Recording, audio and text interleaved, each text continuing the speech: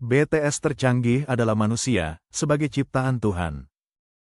Jauh ya. Tapi kalau komunikasi secara Betul. teknologi itu kan tidak bisa across region atau across negara kalau tidak ada repeater atau tidak ada penguat. Kan nggak nyambung. Kenapa perusahaan Telkom ini orang Telkom ini itu membangun banyak BTS Betul. supaya bisa sambung.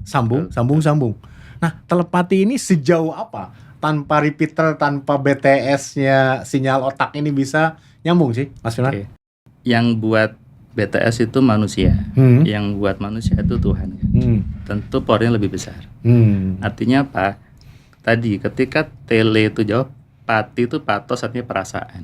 Itu yang buat powernya besar sebetulnya.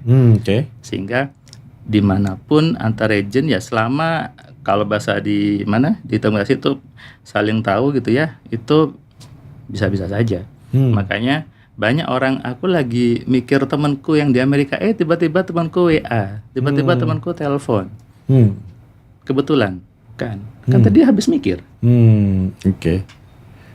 Nah, sehingga sesuatu yang alamiah ini memang sudah alamiah sebetulnya. Sudah alamiah ya. Itu sudah fiturnya manusia.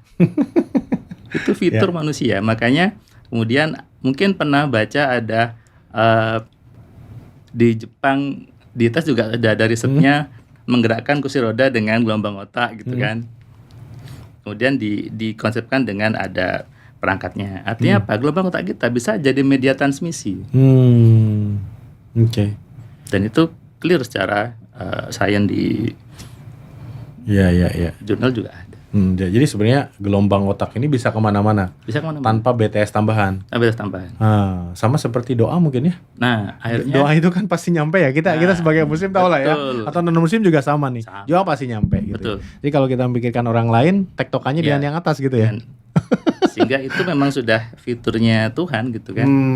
Oke. Sehingga itulah akhirnya kita sadar bahwa ini loh bedanya saya manusia dengan kucing, manusia dengan pohon. Dikasih pikiran sebagai pembeda dan disebut sebagai makhluk yang mulia sebaik-baiknya ciptaan.